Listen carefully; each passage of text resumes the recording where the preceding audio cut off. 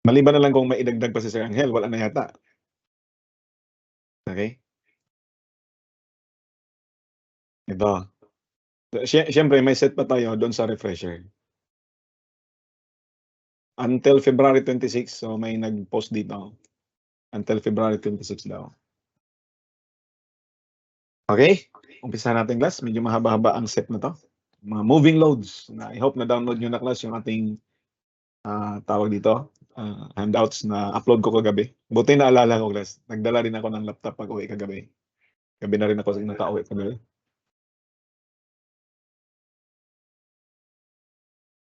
Ito class, meron tayo ditong beam, simple beam, 10 meters yung length tapos may load tayo class, a unit load. Itong unit load na 'to tatawid-tawid sa ating beam.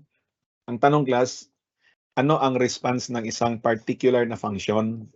Ang function natin na pag-usapan dito class, depende sa tanong class 'no, pero madalas na mga tanong class ay board examination wise, parang kulang po sa tangkad diyan. Sandali lang ha, ayusin ko lang class yung camera.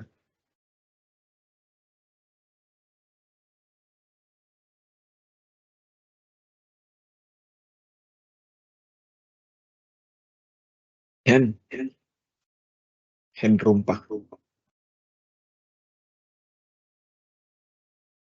Ganyan.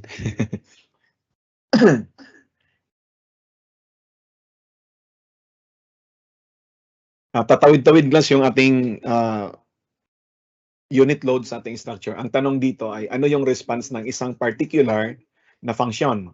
Ang mga functions na pag-usapan natin dito class, pwede siya reaction, deflection, moment, shear, or force ng isang particular na member sa truss. Yun na. Tapos yung mga functions na pag-usapan natin. So far board examination wise class, hindi pa siya, tawag dito, hindi pa siya class kuan, hindi pa siya lumabas yung deflection. Eh, ang deflection ay meron dati-dati. Dati-dati pa talaga class yung handwritten.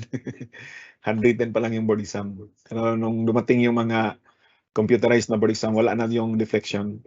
Hanggang ngayon kay Dr. Bernardo, isa 'to sa mga paborito niya na topic class, itong mga moving loads. Madalas talaga siya nagbabato siya ng mga moving loads class. Halos every examination. Hindi naman lahat pero siguro 99% of the time or 95% of the time para mas safer sa aking end. Gano'n talaga, may mga moving loads either komplikado or hindi komplikado class, pero moving loads. Ang iba hindi na iniinda kasi basic lang. Ang iba naman medyo masakit-sakit ng konti, lalo na kung mga trusses na unfamiliar yung shape or hindi common yung shape. Yun yun, doon nagkatalunan. Now, tanungin natin last, ano yung response ng isang function class? Sabihin natin yung function RA. Okay, RA ang pag-usapan natin. So, ang isasagot natin class 'no, kung ano 'to, ayaw na. Ang isasagot natin class 'no, kung tanungin tayo ano yung reaction sa A, of course ang ibigay natin, hindi natin maibigay ang specific na value because the value of RA class, i-on ko lang class yung aking mahiwagang mouse cursor. Sandali lang po. Ito class, para sikat. Ang laki. Resolution 'to. Edit ko lang. Ay, alam ko na. Tanggalin ko lang muna yung kabilang monitor class. Sana pagbalik, okey na siya.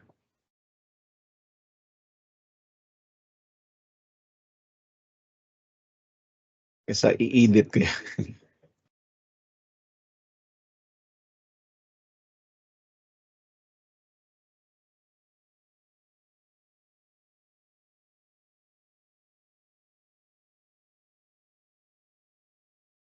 Ayan.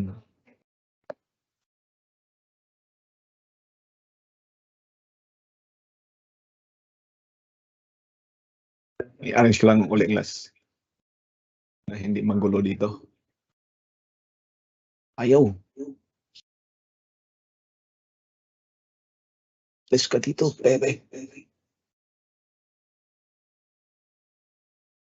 Okay? Tanungin tayo, class, no, ano ang value ng, ano ang reaction sa A due to this moving load, unit load na tumawid-tawid dito sa ating beam. Itong unit load na to. Of course, class, we cannot give an specific na value because the value of RA, class, will vary according to the location of this unit load. So, if the unit load is at A, of course, the RA is 1. Exact talaga. But if the unit load is at B, the value of RA is 0. Walang response dito, class. Ganun siya, class, no? Now, para maibigay mo ang lahat ng sagot, ang ibigay mo, class, ay equation. Hindi specific na value. Okay? Saan yung aking PowerPoint? Wala, hindi na na-share. Pogi na pogi. Ang poginess. Ang cute ko. Har. Ganun talaga. Tagal na akong cute.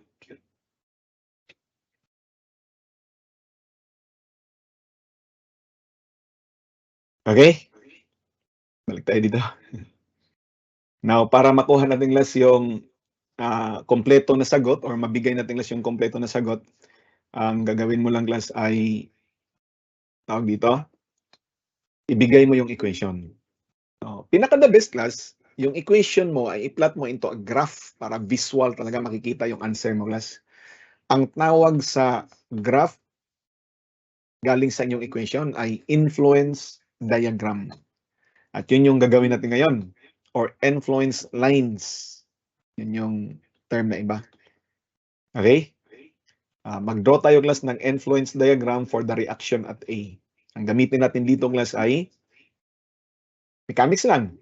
Equilibrium method. So, para ma-generalize natin, ilagay natin ang unit load anywhere on the span.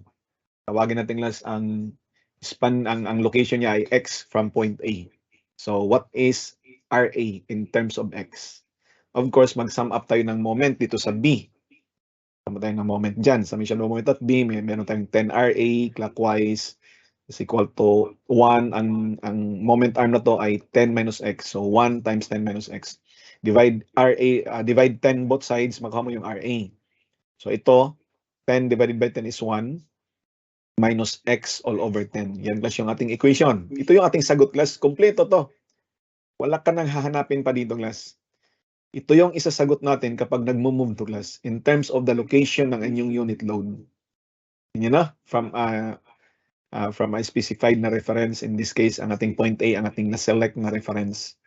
Ngayon, i-plot natin to into a graph. Yun na yung tinatawag na influence diagram. Okay? So, meron tayong graph dito na location, or value ng function RA versus the location of that function. When RA is, when X is 0, ibig sabihin, class, nandito sa point A, when X is 0.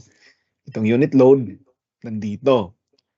Ang value ng RA is exactly 1 kasi 0 to, class. I-plot natin, ito yung, class, yung ating point. When X naman is equal, class, to 10 meters, ibig sabihin yung ating unit load nandito sa B, kasi gumalaw yan. Of course, ang ating RA, 1 minus 10 over 10, magiging 0.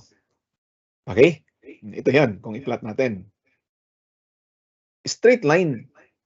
Bakit straight line? Raise to 1 lang to, class. Raise to 1. Ayos.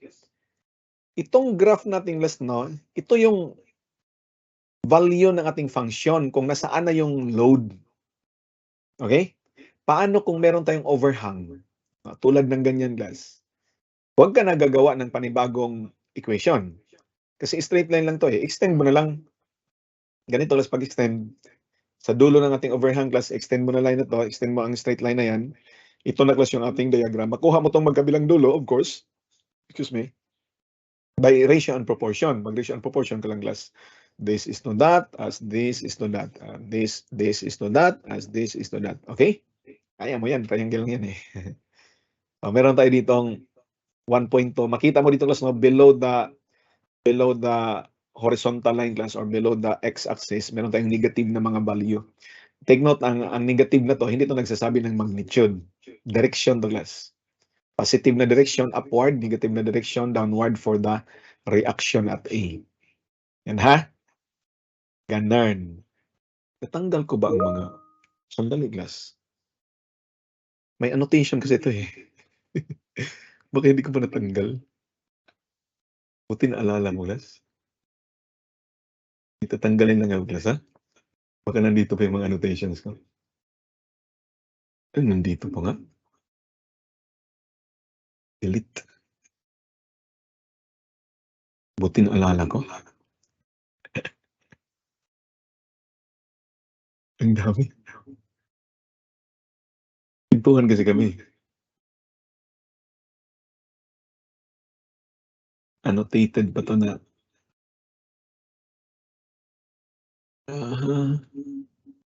Ito, meron pa. Ano yan? Nag-echo? Ako. Echo. Hello. Pa. Meron pa.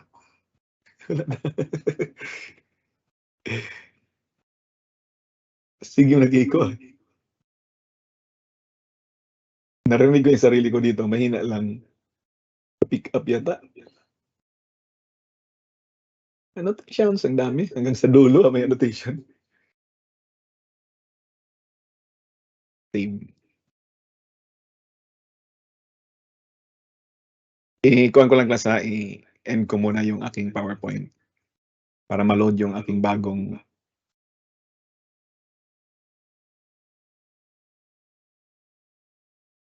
bago class na kuhan na pangalan nito, update and slideshow.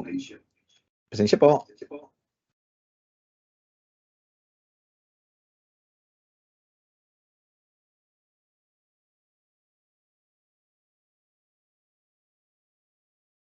Bumalik lang ha. Okay? Hopefully na-load na yun. I-end ko nga uli.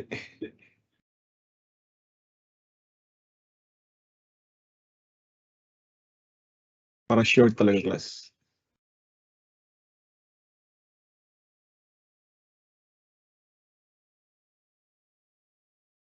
Dito na nga tayo. Okay. Now, kung meron tayong overhang class, no? Ang gagawin mo lang ay i-extend lang. Okay, bumalik lang tayo class. Makuha mo tong dalawa by ratio and proportion. Tapos itong negative na portion class, nakabaligtad yung aking display. Itong negative na portion ay nagsasabi lang to ng, tawag dito, nagsasabi lang to ng direction ng ating RA. Okay? Yan. Now, take note class ha, na lahat ng nandito class sa ating diagram ay tungkol lang to kay RA. Walang ibang minarites dito class. Si RA lang. Ano ang ibig sabihin nitong class noon na ating diagram ay ano class yung value ng inyong function kung nasaan na yung unit load. Yung class yung pagbasa nito ha. Sabihin natin class, ang unit load nandito sa A. Ang value ni RA ay 1. Basahin mo lang ito class. Itong unit load nandito sa left na dulo ng ating beam. Ang value nito class, ang response na to. Basahin mo nandito siya ang unit load, basahin mo ang ordinate ng influence diagram under that load. 1.2 ang ordinate. Ibig sabihin, ang RA ay 1.2. Yun pagbasa ha. Nandito class yung unit load sa kabilang dulo. Ang value nito ay 0.1. Ang direction ay downward. So ito yun. Kung nandito yung unit load, si RA ay equal to 0.1, downward yung direction. Yun yung sinasabi dyan, class. Yan lahat dito, class, na ordinates ay tungkol lang kay RA. Walang iba dyan. O, paano naman to gagamitin? Kasi yun na yung pagbasa, class. O, sabihin natin, class, na meron tayong force na 25 kilonewton concentrated. So, ang gagawin natin, class, kukunin natin ang ordinate ng influence diagram under that load. Of course, makuha mo tong 0.8 by ratio and proportion. Anya? So, ang mangyari dito, class, i-multiply mo lang 25 times 0.8. Yan. 25 times 0.8. Hirap dito sa kabila.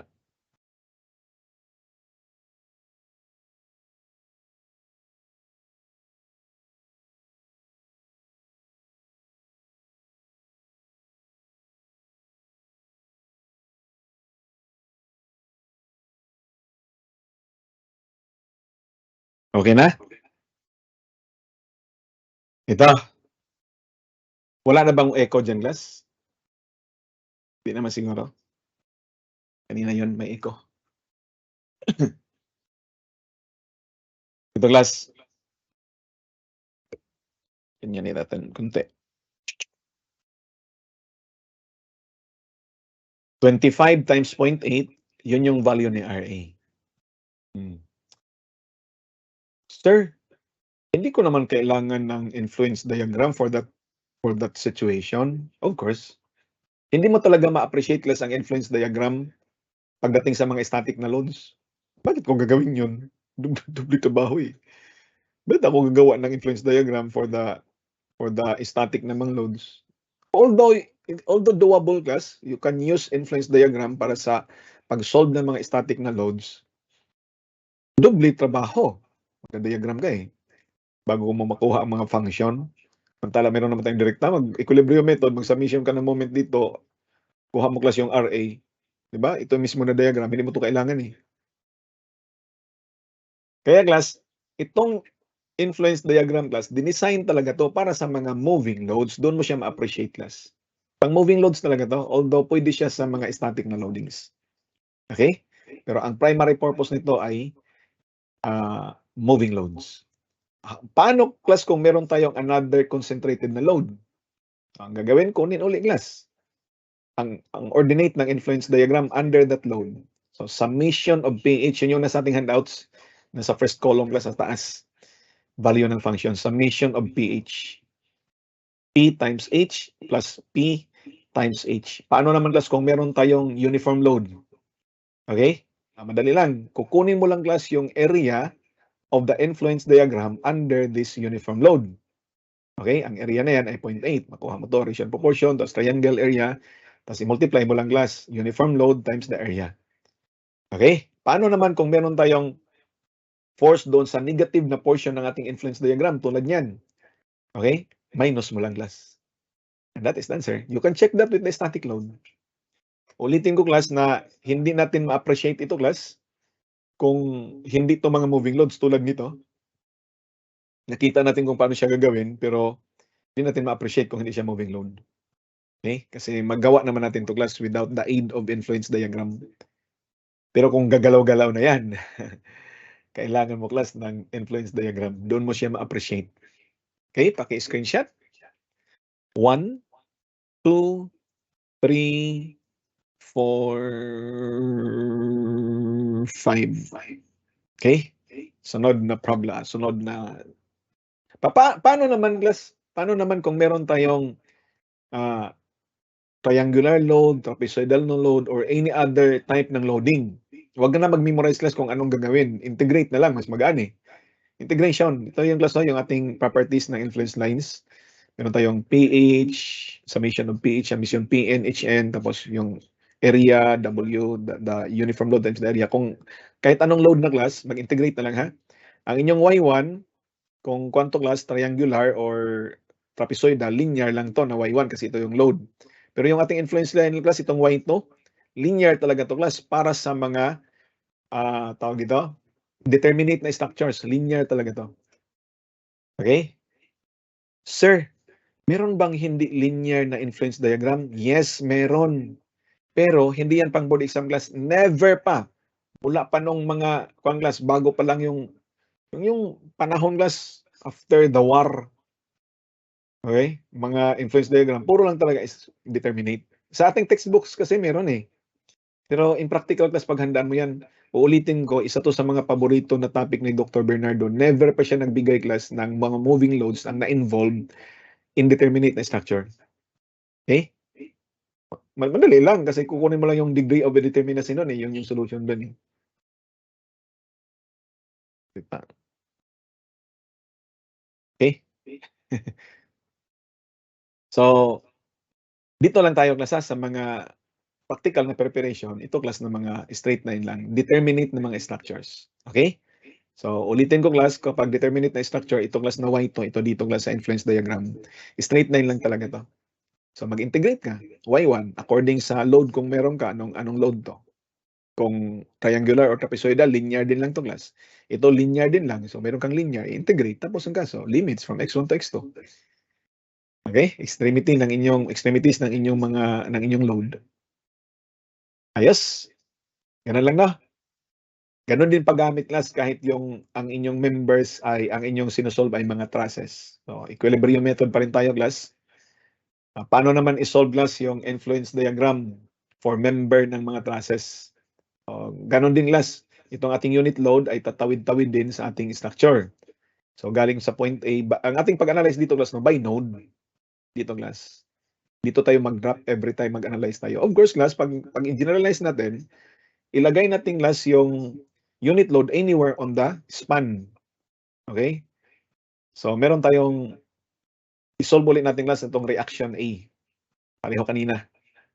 Pero itong load natin class, itulak natin anywhere. Although yung pag-analyze na natin by node or by joint. So, nakita nyo ang ating movement kanina, itong ating load class, itong bridge class na to, ay dito siya tumawid sa bottom chord. So, take note na hindi lang to pang bridges class. Basta mga moving loads tulad class ng mga warehouses. May mga warehouses class na may mga beams doon na nag-carry ng mga moving loads or mga trusses. Okay? Naka-attach doon class taas, naka-mount. Doon class yung dolly. Yung nagbubuhat ng mga malalaking glass. Mga mabibigat na items sa warehouse. Ang iba, computerized pa yan eh. Saan siya pupunta? Diba? Yung moving loads, pwede yan basta mga trusses class, pwede yan sa bridges, of course, pwede rin to sa mga warehouses. Okay? Mga warehouses naman, hindi lang trusses doon, meron ding mga beams. Okay? Ito, ang naghawak din yata niya na beam ay kuan din eh, truss din eh. Truss system kasi kung ang beam mo nakaganyan, girder, tapos nandun yung dolly. Ganon-ganon. Ang beam mo naman naka-mount doon sa kabilaan. Truss system yung doon siya naka-anchor. Para ang beam mismo mag-move din para ma-cover lahat ng glass, lahat ng warehouse.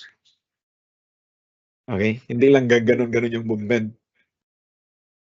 Ang gaganon-ganon yung movement ng dolly, tapos yung buong beam gaganon pa siya. Yung buong gaganon siyang glass, mag-move. So itong magkabilang dulo ng beam naka-mount doon sa truss. Okay? Mga moving loads na. Distance x from point A. Mag-moment tayo dyan sa point G. Dito tayo, no? Mechanics lang itong class, ha? Mechanics lang. Summation of moment at G. Ilang panels to? 1, 2, 3, 4, 5, 6. 6 at 3 meters. So, 18. 18 R8 clockwise. Silang dalawa lang ma-involve. So, ito class ay unit load. That is equal to the unit load times itong distance na to, the moment arm ay 18 minus x. Ito na yon. So, divide 18 both sides, makuha natin class yung ating RA. Pareho lang to kanina class, 1 minus x over L. Simply supported. Ayos. Now, sabihin natin class na isolve natin yung member JE. Itong member na to class. The member JE. Alright? So, ang member JE, putulin natin dito class na. Dito natin tanggalin. Ayan yung class, yung ating cutting plane. So, lahat ng mga natamaan ng cutting plane class, palitan mo ng mga forces. I-consider mo class, section to the left of our cutting plane. Lahat ng mga forces or lahat ng mga members, palitan mo ng forces. In the equilibrium method class, no, convenient kung gawin mo lang tension lahat. Simple mechanics lang. Okay? Engineering mechanics. Gawin mo tension lahat. Kapag mag-negative, ibig sabihin, compression ang member na yun. Member JE tayo. Now, ito yung critical class kasi kahit anong gamitin mo na method class, kailangan mo ma-identify anong equation gagamitin mo para ma-solve yung member JE na hindi kasali si JK at saka si DE. Of course, class, si DE at saka si JK ay pure horizontal na mga forces. Wala silang vertical na component. So, doon ka magamit. Summation of forces in the vertical direction, 0. Okay? Yan class yung ating equation. Now, excuse me. Ang validity sa ating equation ngayong class no ay from 0 to 9. Pag-usapan natin mamaya yan class. Bakit? Kasi magmumove to eh. Makita mo yan mamaya bakit. Ito yung validity ng ating equation na mabuo ngayon. Summation of forces in the vertical direction, 0. Meron tayong downward. Itong downward na to class. Downward ay GE, the vertical component. Of course, the vertical component ay sine of 45 degrees. This is 3 meters, 3 meters, 45 degrees dito. Mahilig ako sa slope. That's my preference. You can use sine 45. It's okay. Of course. Nasanay ka niyan angle. Ako, mahilig lang ako sa slope kasi akong gumawa ng presentation. Slope, ilagay ko. 1 over square root of 2. Yan yun na. Yan yung downward.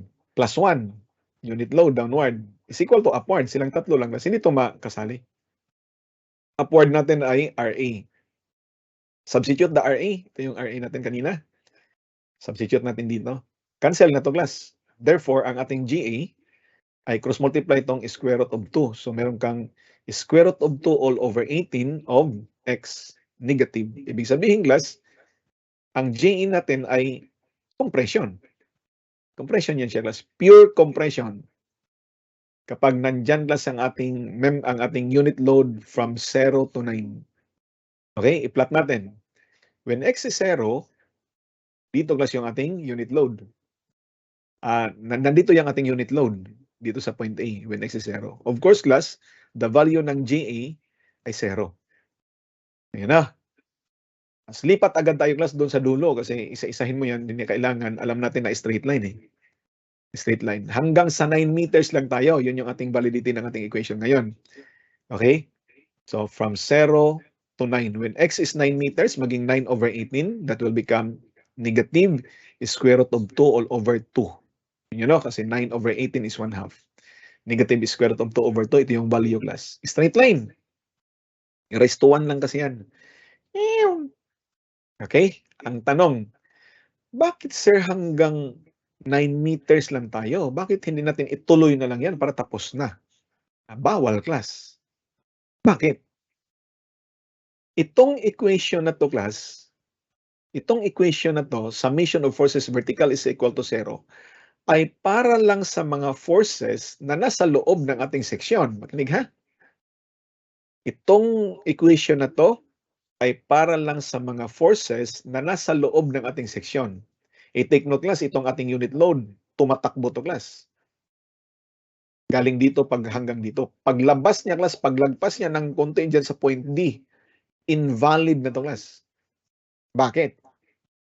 Ang summation of forces vertical 0 para lang sa mga forces na nasa loob ng ating section to the left of our cutting plane. Nandito yung ating cutting plane, class. To the left of our cutting plane, kinonsider natin itong section na to. Paglabas nito, hindi na to kasali sa equation na yan. Mapilitan ka talagang gagawa ng panibagong equation para sa 12 meters, actually 12 meters hanggang sa, kasi dito tayo na-evaluate na natin to. Ito hindi pa. Hindi naman tayo mag-evaluate dito, class. Kasi walang known dyan. Although kasali yan sa equation.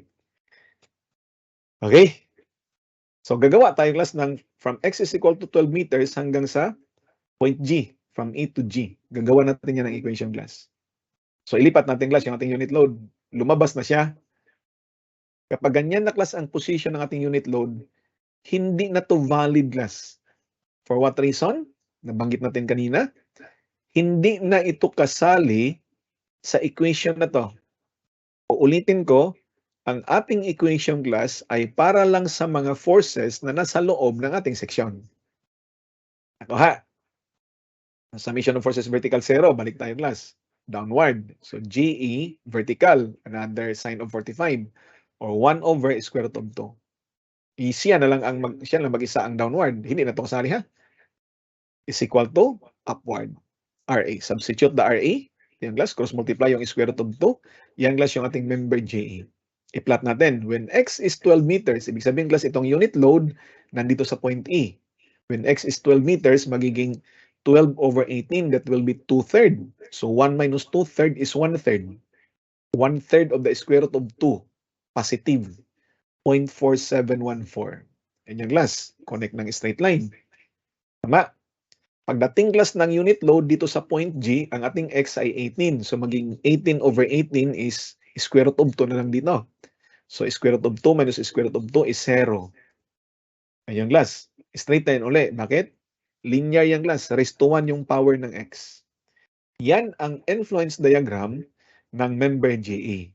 So makikita mo ang member JE class mo, visual talaga. Kita mo siya na masubject siya class to stress reversal. Depende kung saan yung load. Pwede siya mag-compress, pwede siya magiging tensile force. Ganon din yung mga king posts class, ito na mga vertical posts sa ating truss. Masubject yan madalas sa stress reversal. Ang mga pure dito compression, itong mga nasa top chords. Ang mga pure tensions, itong nasa bottom chord. Kasi ganon talaga ang simply supported. Kahit mga beams, di ba? Imagine a beam. Simply supported na beam class. Tingnan nyo. Ano nangyari sa horizontal na yan?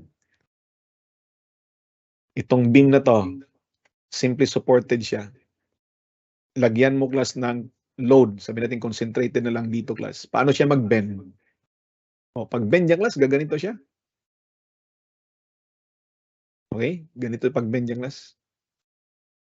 Of course, lahat ng nandito sa taas, ang top chords, ang mga topmost fiber ay nag-shorten. So, na-compress. Lahat ng bottommost fibers ay nag-lengthen. So, tension. Ganon din dito, class. Tension to lahat dito sa ilalim. Ito, tension to lahat, class. Ito, compression naman to. Ito, compression to lahat, compression to lahat. Kasi yun yung class. Tingnan mo kung i-convert natin yan into truss. Convert natin into truss. Iba kulay yata to. Ito ba yun? Yan yung glass. Tapos yung ating mga diagonals, subject to tension compression, depending lang kung saan yung load. Yan na. Plus yung dahilan bakit nag-subject siya to stress reversal. Okay? Screenshot class. 1, 2, 3, I think. Sandali. Pag screenshot nyo siguro, ganitohin natin class. Okay na yan. Sandali. Ganitohin natin para dalawang case kasi yan . Ganyan na case. Nandiyan yung unit load. Paki-screenshot. 1, 2, 3, 4, 5. Tapos ganito class na condition.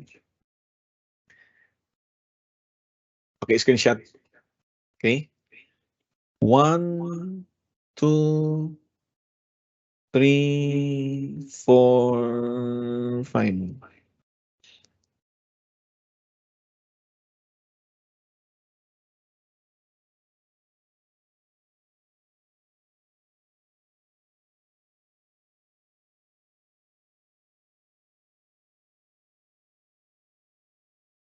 Ayos. That is for the member JA only. Member JA lang yan Pinag-usapan yan ay response. Lahat ng nandito class. Hindi kita ang pangalan. The influence diagram for the member J. For other members, natural, mag-draw ka ng ibang influence diagram. Hindi na ganito. Depende yun sa member. Next. Ang class ang equilibrium method ay madugo. Hindi siya maganda class. Kasi gagawa ka ng equation Meron tayong mas maangas na approach. The Mueller-Breslau's principle. Okay? From Heinrich Franz Bernhard Mueller. Marami kasing engineer na class na Mueller sa kanyang time. Lolo ko to class sa aking father side ulit. Maraming Mueller tapos nagpapagawa. Magaling yun. Kay Mueller kayo magpa-design sa kanyang hindi naman. Pa-design ako. Hindi naman maganda yung gawa niya.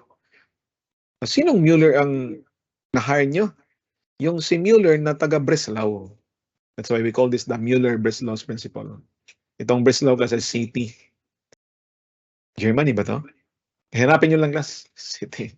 Breslau. Tingnan natin class. City in Germany yata yan. Breslau. Poland. City in Poland. Meron ding Breslau sa Canada. Hindi to Canada class. Saan kaya to? Hindi to Canada. Hindi Canadian si Mueller class.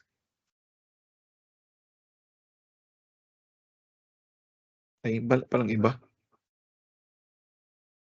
Breslau, Müller-Breslau. Grr, spelling.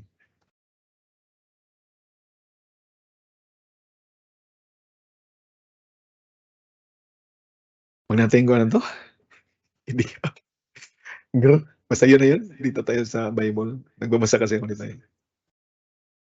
Ito yata yung binigay ko kanina na kuwan, na do not be afraid na verse. Basta yung Breslau na yun, hindi ang pangalan, ha. The influence function of a particular variable is proportional to the elastic curve function, which can be drawn by releasing the restraint on the particular variable and impose a unit deformation in the direction of the variable, provided no boundary condition is violated. So, wag na nagpakeme-keme pa 'to, eh. So far class 'no, itong definition na 'to pinull out ko class galing kay Cusalas na author. Kasi yung ibang definition class 'no, hindi 'to kay Mueller statement, ha. Ito na yung mga sumunod sa kanya na mga tagasulat class na magigiting ng tagasulat ng structural engineering na mga libro. According na 'to sa interpretation nila sa trabaho ni Mueller. Okay? So, ang ibang interpretation class brutal. Wala na class, hindi na connected doon. So, at least dito class naka-intact pa yung mga principles. Intact pa sa definition na 'to. That's why ito yung pinili ko class. Marami tayong hinanap na magandang definition. Ang iba talaga direktahan na. Wala na, malayo na sa although tama, kaso discussion purposes, kailangan ma-connect pa natin sa principle. The influence function of a particular variable is proportional to the elastic curve function. Ano ibig sabihin yan? When we say influence function, we're talking about the influence equation. Yun yung ginawa natin kanina class, the influence equation, yung ating equilibrium method. Gumawa tayo ng equation. Yun yung influence function. Ang function daw na yon ay proportional to the elastic curve function. Ano yung elastic curve function? Kung glass yung elastic diagram, equation ng elastic diagram, ibig sabihin glass no, double integration method. Imagine glass sabi, mag-double integration method ka, makuha mo glass yung elastic curve, equation of the elastic curve, yun yung glass yung elastic curve function. Ito daw class na influence equation ay proportional to the elastic curve equation. Yung proportional glass, wag na tayong magpakeme ngayon, ha?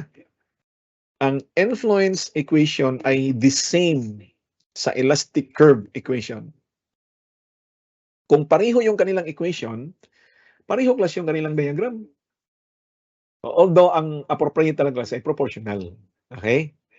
Proportional talaga ang appropriate. Kasi when we say the same class, mati yung mga value. Dito kasi unit load lang, eh.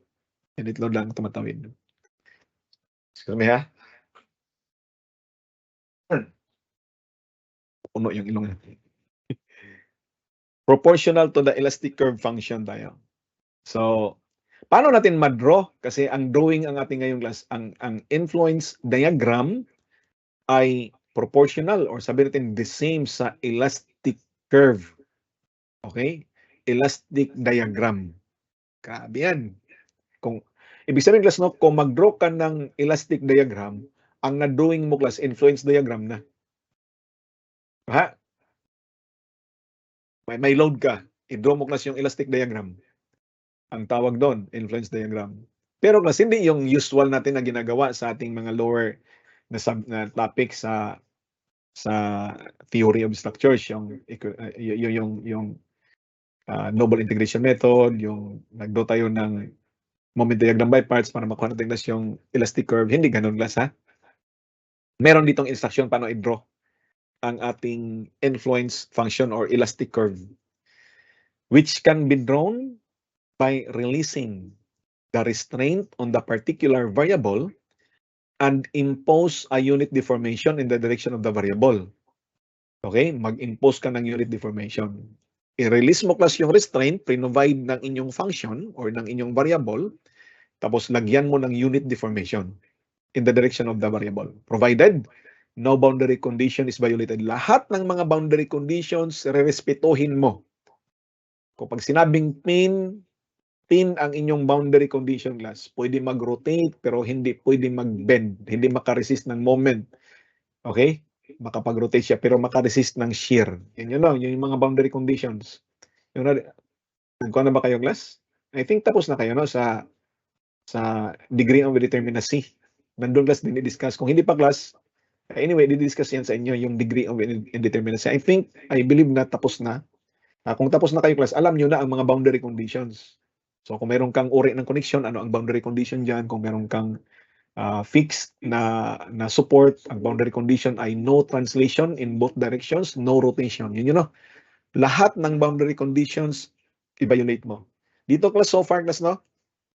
Kapag ang tawag no? Ang structure mismo ang nag-violate ng boundary condition, isa lang ang description sa kanila. Unstable. Unstable ang class. Ang structure mismo, nag-violate ng boundary condition. So, wala kang madodraw. Pero kung hindi yung class unstable na structure, makadraw ka ng influence diagram. So, kapag mag-draw ka na, i-respect mo lahat ng mga boundary conditions. Umpisa natin. Reaction sa A. I-draw natin ang influence diagram sa reaction sa A. Sabi natin, ito ay L.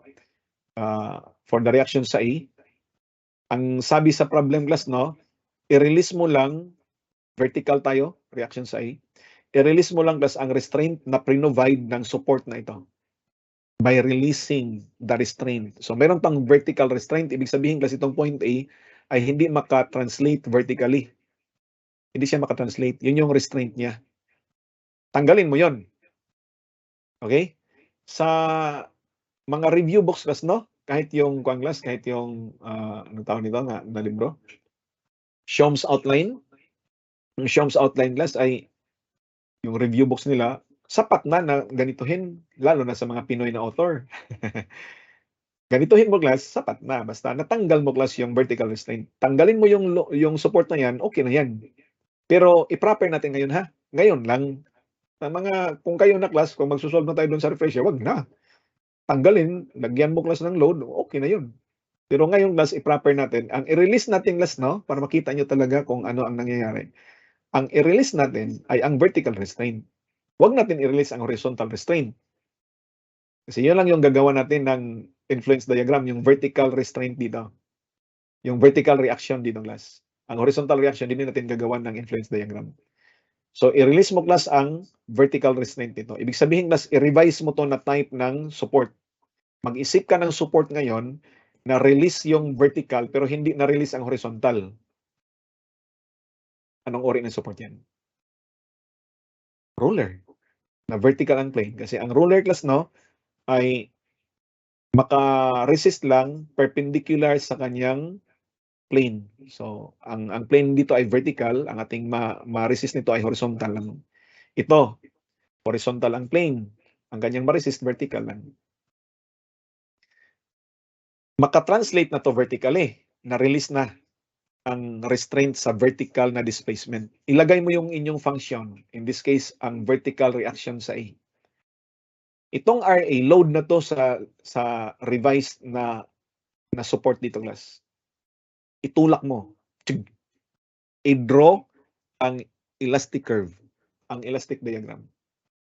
Natural class, tapos respetuhin mo ang boundary conditions. Pag itulak mo to class, natural, ito aangat. Ito mag-rotate dito. Hindi magbe-bend. Mag-rotate lang dito eh. Ibig sabihin class, gaganyan yung inyong elastic curve. Ang elastic curve na to, yan ang inyong influence curve. Ha? Ganun lang. Lagyan mo ng unit deformation in the direction of this variable. Boom! That is the elastic, and that is the influence diagram. Lagyan ng unit deformation. Kung meron kang overhang, extend. Okay? O, pagka-screenshot class. 1, 2, 3, 4, 5. Sunod. How about yung class? Sunod dito. Yung point C. Consider natin yung point C. Okay? I-draw natin class yung influence diagram for the shear at C. Shear muna tayo dito class. Ano ang influence diagram for the shear at C? Anong gagawin natin? I-release ang restraint na pre-provide ng ating material. Okay? Pinovide ng ating function sa point C. Ang shear may itong material natin glass may capacity to resist shear. So may shear dito glass. Kahit choke pa yan, may shear capacity, may kakayahan yan to resist shear. Hindi nga lang pang structural na shear. Kahit choke lang yung tug. Otherwise malaglag lang yun parang powder yung glass kung walang shear capacity. Okay? So i-release mo lang. Ulitin ko, no? Sa ating end, pwede putulin mo lang. Sapat na yan. Putulin mo lang, lagyan mo glass ng pair ng positive na shear, tapos ang kaso. Okay? Pero, i-proper natin, ha? I-proper natin let's pag-discuss. Ang i-release natin ay shear only. Huwag mong i-release ang moment. So, mag-isip tayo ng internal connection na wala ng moment, wala ng shear restraint, pero nandyan pa ang moment restraint. Anong uri ng connection yan? Para hindi ka na malito niyan, Glass, no? I think mag-stick na lang ako nito, Glass. Pero for proper na discussion, maglagay ka dito ng internal guide. Okay? Internal guide tawag nito, no? Na connection. So may moment resistance pero wala ng shear resistance. Lagyan mo ng pair ng positive na shear. Ang pair ng positive na shear, Glass, no?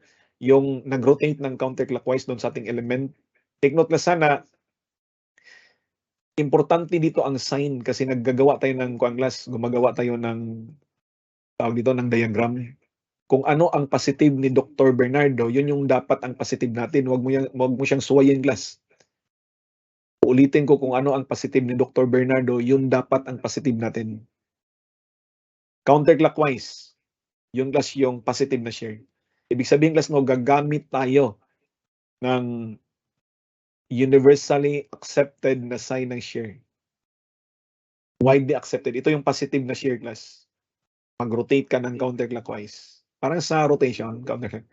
Or, ikaw mag-Glass, i-fix mo yung left end. So, i-bend, itulak upward. I-fix mo dito sa left end, Glass. I-fix mo dito, itulak upward. Nandiyan, no? Tapos, ang negative naman na shear, ganito, Glass. Sa ating element, ito yung ating element. Wag nyo lang tong i-connect, Glass, doon sa ating Glass, sa ating Jotech. Kasi ang Jotech kasi baligtad yun eh. Sir, baligtad yan, sir. Ang Jotech ang iniisip mo siguro.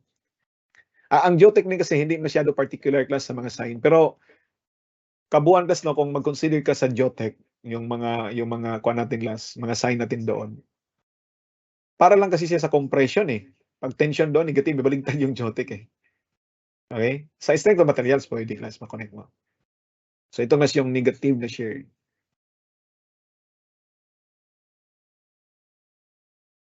Baligtad kasi ang Jotech, I'm not sure dito sa RI kasi hindi kasi masyado concern. Ang bottom line kasi niyan sa Jotech, no, ang compression doon positive. Ang tension doon negative. Diba? Kasi ang soil, Class, cannot carry a tension, force, tension, load. Puro lang siya compression. That's why minabuti na i-positive na yung compression. Yung soil. Okay?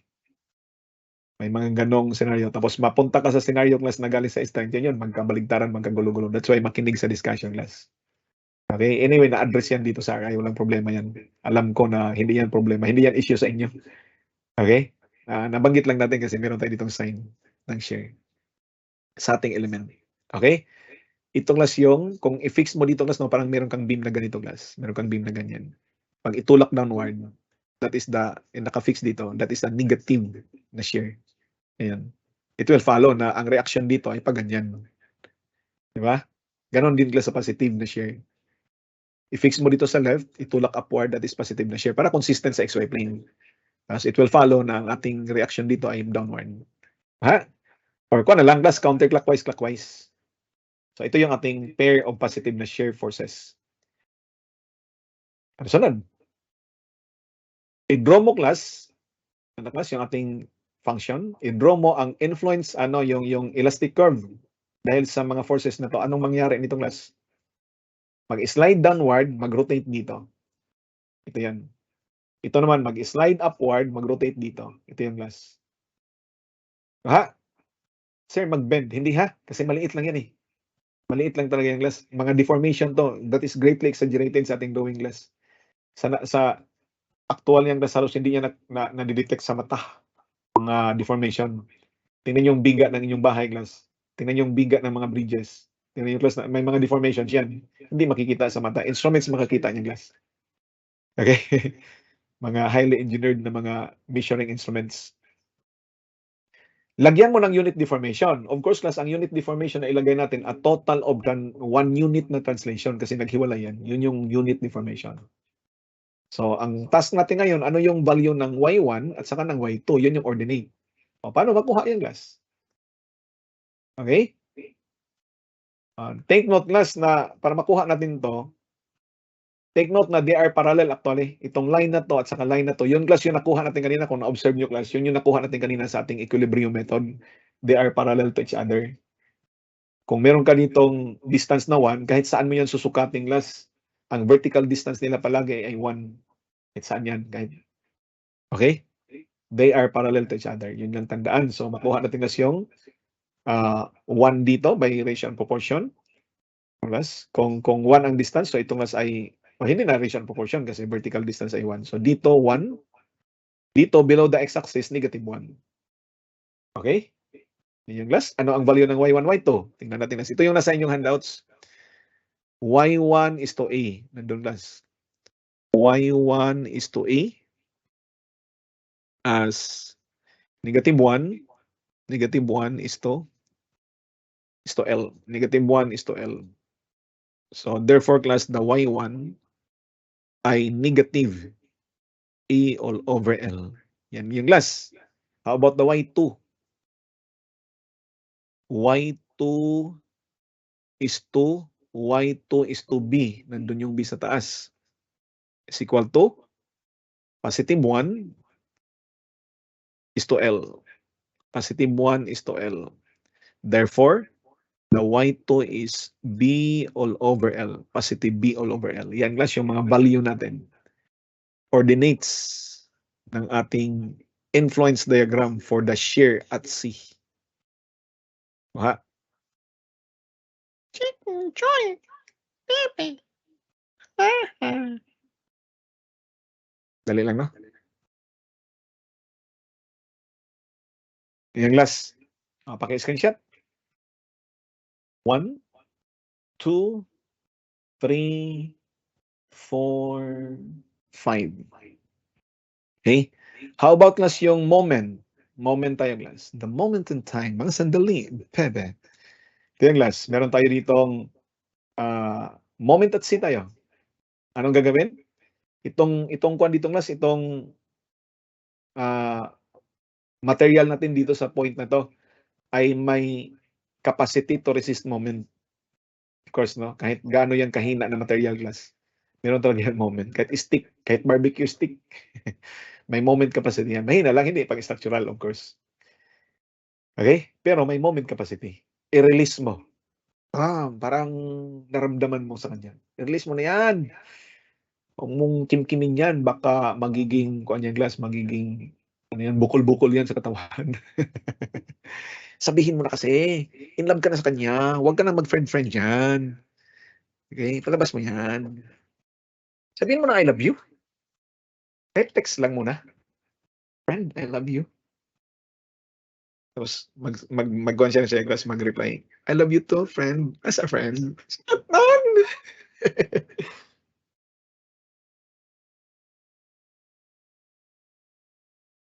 So, tagal yung nagsama, as a friend lang talaga ang tingin niya sa inyo. Buhay. Ito.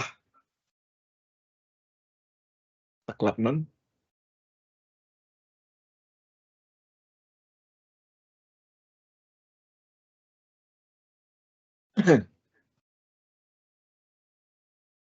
Okay? So, moment tayo. I-release mo yung moment, ha? Okay? Pag-release natin, Las, no? Pag-release natin, pwede putulin, sapat na yan. Sapat na yan, Las. Ha? Ngayon, i-proper natin pag-kuan class kasi ni-release natin ang moment kasi gagawa tayo ng influence diagram for the moment at C. So i-release natin ang moment. So, kung i-proper kung tayo class sa ating end sapat na yan class na putulin mo. Wag nang maraming arte. Pero for the sake of discussion, i-proper natin, okay? Mag-isip tayo ng connection, internal connection na wala ng capacity to resist moment, pero may capacity to resist shear. Mag-ikot-ikot na lang, pero hindi maghiwalay yun kasi may shear, hawak ng shear. Paano yan? Common yan, that is internal hinge. Lagyan mo ng pair ng positive na moment. Yung positive na moment class, hindi nakakalito kasi based talaga sa elastic curve class. Kahit anong mangyari, ang sign ng moment ay based sa elastic curve. Paano nag-bend yung beam. It doesn't matter to the left or to the right. Regardless yan class. Kapag ang elastic curve mo ay mag-bend upward, that is a positive na moment. Kapag ang elastic curve mo ay mag-bend downward, negative na moment. Ganun lang talaga yan. Kahit saan ka magpunta sa beam, kahit anong uri ng beam yan. Okay? Ito yan guys. Meron tayong naka-smile class yung ating elastic curve. Okay? Ang moment nito, nakaganon, no? Para mangyari yan. Yan class yung positive na moment. Okay? Mga positibong sandali. Smile yan O kapag nakaganito naman class yung inyong beam. Ayos. So, gaganito ang moment natin para mangyari yan. Sabi natin pure bending. Negative ang moment yan. Kanya. Yan na lang, no? Nakasimangot. Elastic curve talaga, class. So, maglagay ka ng pair of positive na moments, i-bend mo lang upward. Ibig sabihin, ganyan, class. Yun yung pair of positive moments. I-draw natin ang elastic diagram. The elastic curve.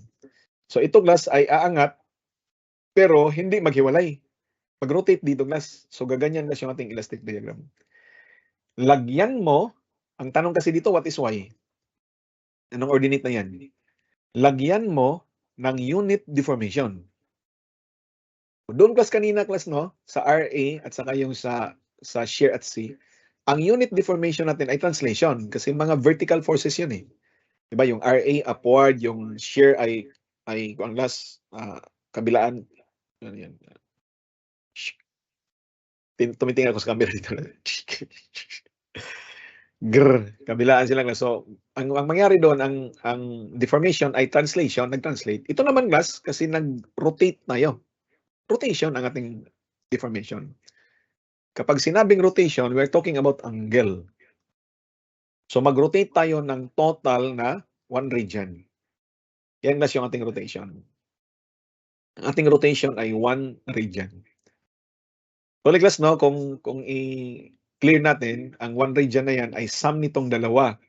Rotation at A at saka rotation at B. Take note class ang rotation natin. Ang tawag natin nito class sa double integration method ay y prime, the first derivative. That is the rotation, di ba? Kasi ang tangent of ang ating slope dito class para sa mga maliliit na angle ay congruent to the tangent of theta. Although sa mathematics class mag-iba ang value niyan kasi ito ay rise over run. Ang y prime class kasi ay ano to? Ang rotation pala not ito. Ang theta ay congruent to tangent of theta for maliliit na angle. So ibig sabihin that's y prime to class. Kasi tangent of theta is slope. Ang theta mismo ay slope. Slope to class. Slope nitong B.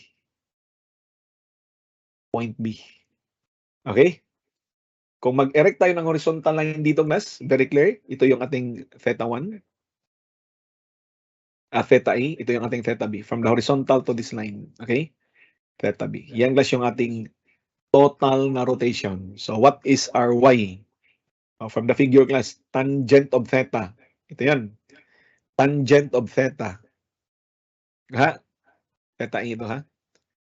Tangent of theta A. Tangent yan as opposite. Kasi kung yan slope of rise over run. Opposite over the adjacent. Rise is Y. Run is Ano yan? Run is A. Yan guys yung value. How about the tangent of theta B? Tangent of theta opposite over the adjacent. Y over B. Yan yun, no? Tapos isum up natin. Ang theta A plus theta B, 1 radian. Yan yun. So, Y over A, ano to? Parang alpha. Parang siyang alpha. Ano to? Kartihan.com. Y over B, 1 radian. Multiply both sides of the equation by AB. So, mangyari dito ay BA plus BY.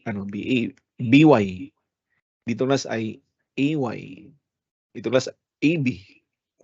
Nag-multiply tayo ng product AB both sides of the equation. So, ma-factor natin dito yung Y. Factor natin yung Y. We have this Y, B plus A is equal to AB. What is B plus A?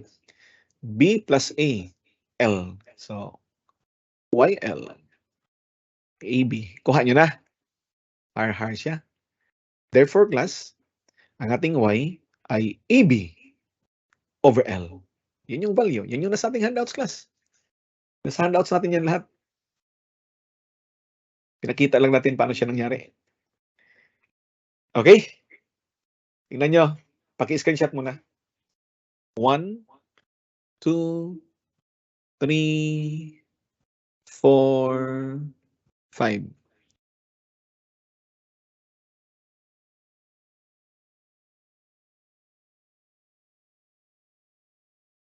Ayos.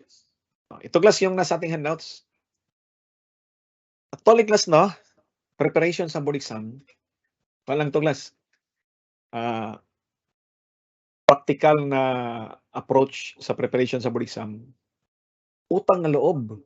Huwag talaga class yung equilibrium method, yung gagawa ka ng equation class. Lugi ka talaga. Hindi ko minamaliit ang inyong kakayahan sa mechanics, ha? Pero lugi ka sa time. Yun yung kalaban mo doon, eh. Huwag na rin class itong Mueller-Breslau principle. Bakit nasabi ko yung class?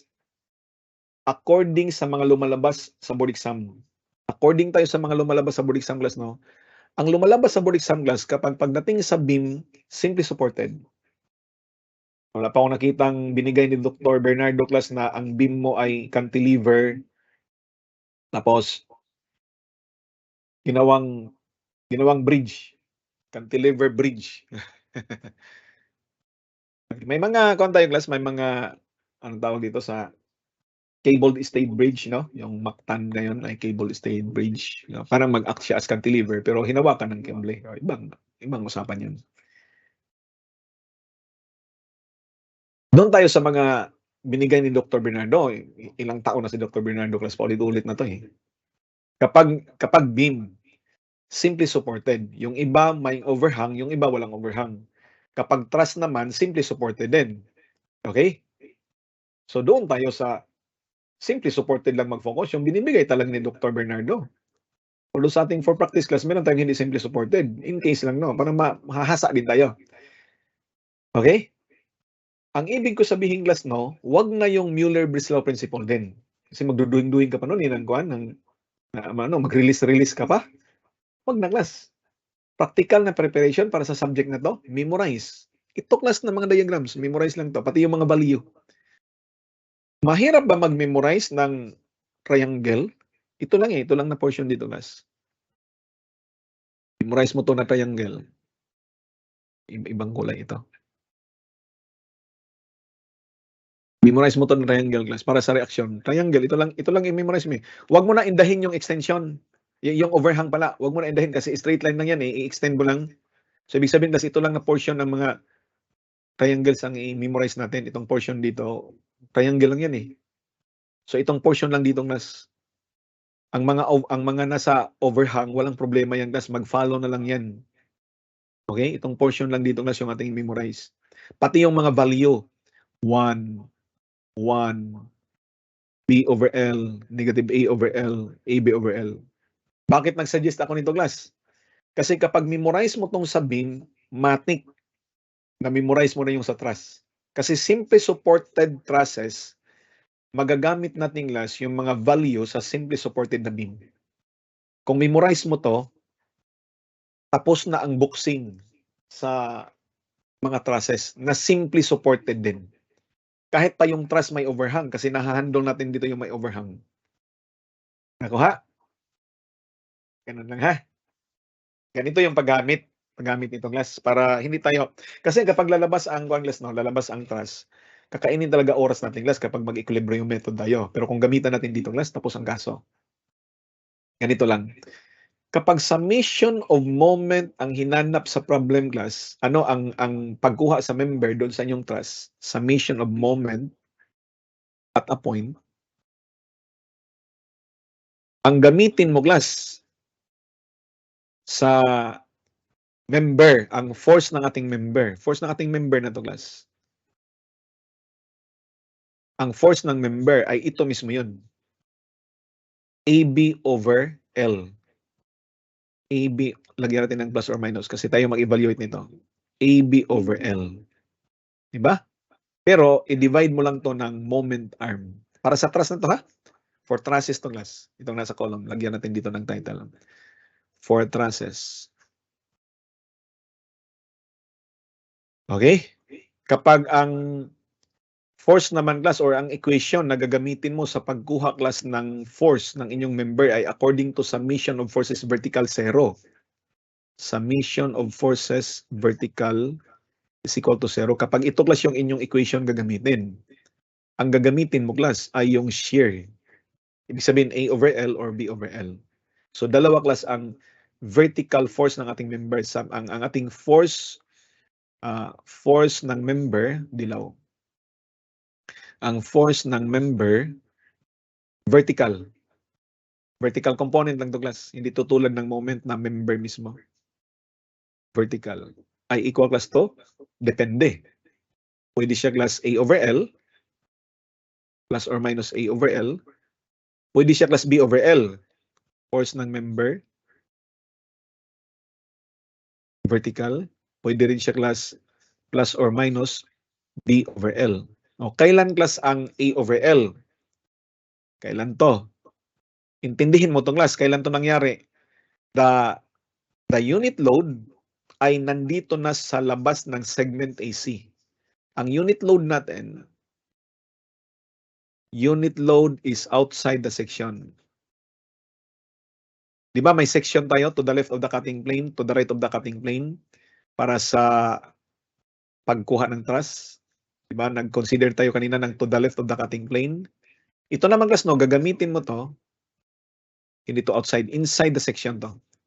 A over L tayo, is inside the section. Or within, is within tayo, within the section. Within the section. Ito naman class, ay outside or without. Unit load is outside. Nasa labas na ng ating section. Lumagpas na siya class. Okay? Paki-screenshot.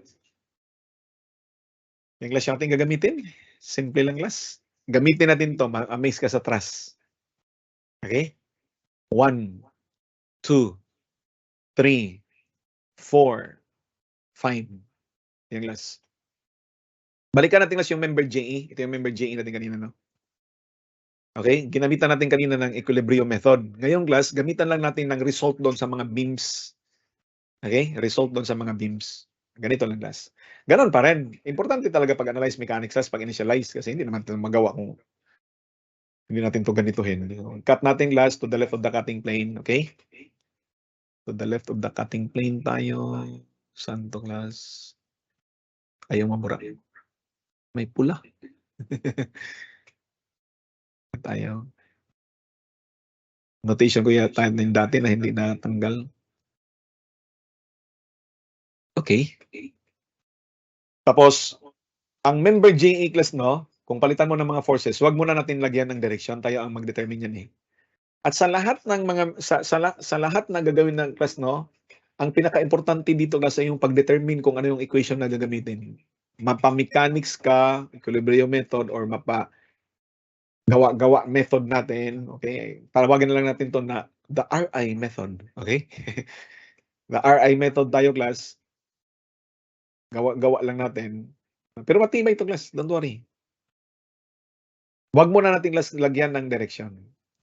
Okay? Ang importante sa lahat, no, ma-identify mo anong equation gamitin. Importante talaga yan, class. Kapag hindi ma-identify, wala na. Kahit mag-mechanics, kahit saan ka pa pupuntang, class, ang ibig sabihin, ang problema, hindi ang class, hindi ang subject. Ang problema, ang foundation mo sa subject. Okay? Hindi ang approach ang problema. Hindi mo ma-identify ang equation eh. Kahit ano pang gagawin, wala na. Talo na tayo niyan. Ang equation, anong ginamit natin kanina na equation? Pag-identify sa equation na gagamitin, class, no, dapat hindi masali itong dalawa. So, summation of forces vertical zero. Importante ito, class. Summation of forces vertical zero. Balikan natin, class, yung ating previous page. Kapag summation of forces vertical zero, ang vertical force ng ating member, ang vertical component, either A over L or B over L, depende kung saan yung unit load. Ha? Kung nasa loob ng ating section, A over L. Kung nasa labas ng ating section, B over L. Tapos pag-evaluate natin dito, class, no, ay before point C, ito, class, ito na A over L, na dito to sa left, so before point C, nasa loob ng ating section. Itong point C, ito yung magsilbi nating member of the truss. Ito yung member ng ating truss. Ito ay truss member. Katumbas to, class, pagdating sa truss. Truss member yan. So, si GE in this case, ating example ngayon, siya si GE, si point C mismo. So, before kay GE, mag-evaluate tayo, nandun yung unit load. Tapos, after kay GE, after that truss member, pero by node pa rin. By node or by joint pa rin, class. So, para mas maintindihan, puntahan natin to, class. Balikan natin to. Ito yan.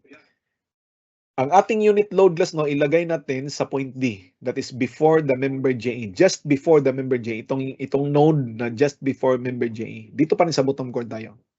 Okay? Nasa loob yan ng ating section, nasa labas. Of course, nasa loob. Kapag nasa loob ng ating section, class, ang vertical component ni JE. Yun, vertical. F member vertical. A over L. Kanya? A over L. Yun kasi ating beam kanina. Nasa left tayo. A over L. Ngayon, class, hindi natin sundin ang sign, tension, or compression. Tayo mag-evaluate. Madali lang yan. Madali lang, class. Walang yan. Har lang. Take note, class, na kung nasa loob ng ating, itong equation na to, class, no, ay para sa mga forces na nasa loob ng ating section. Nasa loob ng ating section, class. Kung nasa loob ng ating section, ibig sabihin, class, no, kasali ang unit load sa equation na yan. Nasa loob to eh. So kapag kasali, ito ay 0.5 actually. Kasi nasa gitna to eh. 0.5. So meron kang force na 0.5. Ha? Ang dilim. Parang kulay ng budhe. Pero hindi ka. Ito, class. May unit load ka na 1, downward. May RA ka dito, 0.5. Summation of forces vertical, silang dalawa, hindi equilibrium. Sinong tutulong kay RA para mag-equilibrium? Sino pa? Si JE. Si JE dapat upward. Kanya? Tingnan nyo, upward si JE, class. This is the JE vertical. Upward siya dapat, class. Si JE vertical. 0.5 din ang value nito, no? Makikita natin yan mamaya. Kung upward siya, class, dito, towards joint J. Compression. Nasundan? Ganun lang pag-evaluate, ha? Kung tension or compression. Huwag mong indahin yan. Dali lang yan. Basta ang importante, alam mo na kasali siya or hindi na siya kasali. Yun lang tandaan eh. Kapag kasali, ilagay mo sa equation. Kapag hindi kasali, huwag mong ilagay sa equation.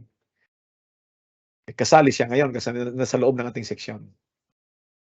JA vertical, compression. What is A? Ang A natin last kung balikan natin dito, tingnan natin ha, ang A is the distance from the left support, from this left support to the unit load. Nandito yung unit load das. Ang B naman ay from the unit load to the right support. Kung nasaan yung unit load. Kasi mangyayari ito kung nandun na yung unit load, di ba? Ito mangyari ito kung nasaan yung unit load. Ito mangyari ito kung nandiyan yung unit load. Ang A, B over L, kung ang unit load nandiyan sa C mismo. Itong A over L, negative A over L, ang unit load nandiyan sa C mismo just before point C. Itong B over L ay nandiyan sa C but just after point C. Okay, balik tayo dito. So, ang unit load natin ay nandito sa point D. Okay? So, kasali siya sa ating equation. Negative A all over L. Vertical component to class. So, ang JE vertical ay sine of 45 or 1 over square root of 2. Ano yung A? From the left support to the unit load. So, 9 meters all over 18. Cross multiply is square root of 2 all over 2. Negative. Alright? I-plot. Sig-sig. Straight line. Unit load at E. Mamaya na. Mamaya natin lagyan ng straight line. Unit load at E. Ilipat natin dito. Dito, pakipicturean mo na to class. Pakipicturean mo na yan kasi buburahin ko to eh. Nakuha na natin to na point. Paki-screenshot. 1, 2, 3, 4, 5. Ang haba pa natin. 9:30 na. Anyway, kaya to class. Lipat natin, unit load natin kasi kailangan natin class ng dalawa. Yun yung disadvantage naman kapag submission versus vertical. Okay? Kasi dalawa talaga. Mag-equilibrium method ka, dalawa. Dito, dalawa rin. Kasi dalawang ordinates ang ating i-evaluate. Unit load at E. Nasa loob ng ating section, to the left of the cutting plane, nasa labas na. Nasa labas na class. Ang ibig sabihin, ang unit load, hindi nakasali sa equation na yan. Sa summation of forces vertical, silang dalawa na lang ang mag-act. Okay? Wala na to. Hindi na to class kasali. Tanggalin na natin yung class. Baba unit load. Ang ibig sabihin class silang dalawa na lang. Ito class ay upward pa rin kasi reaction to eh. Upward actually this is 1, 2, 2, 4. So this is 2 over 2 over 8. 1, 2, 3, 4, 5, 2 over 6, 1/3. 1/3 actually itong class. Ito ay 1/3. 1/3 ito. So, ibig sabihin class dapat ito ay downward. Si JA vertical ay dapat downward. Kuha. So, kung downward siya class, ang ibig sabihin, going away from joint G. Tension. JA vertical. Ang value niya ay B over L. Tapos tension. Diba? Kapag nasa labas na ng ating section, take note, kapag nasa labas na ng point C, or just after point C, dito class, just after point C ay B all over L. Nasa kanan na. Okay? Tingnan natin. I-practice talaga ito class kasi pag hindi practice, mabilis nga lang, pero kung hindi practice, wala rin. B over L.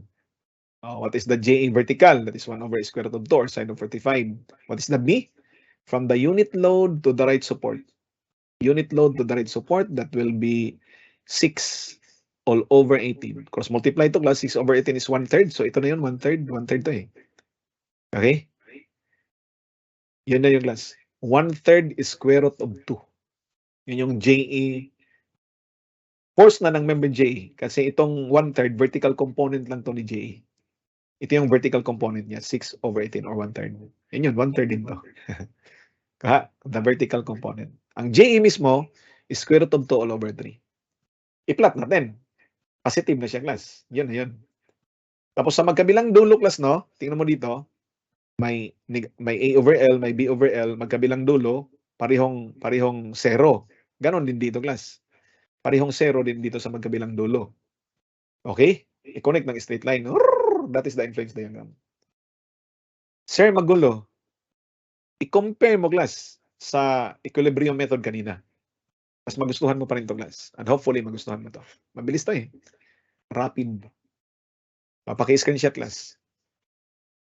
1, 2, 3, 4, 5. Dalawa ang na-hit natin dito, class.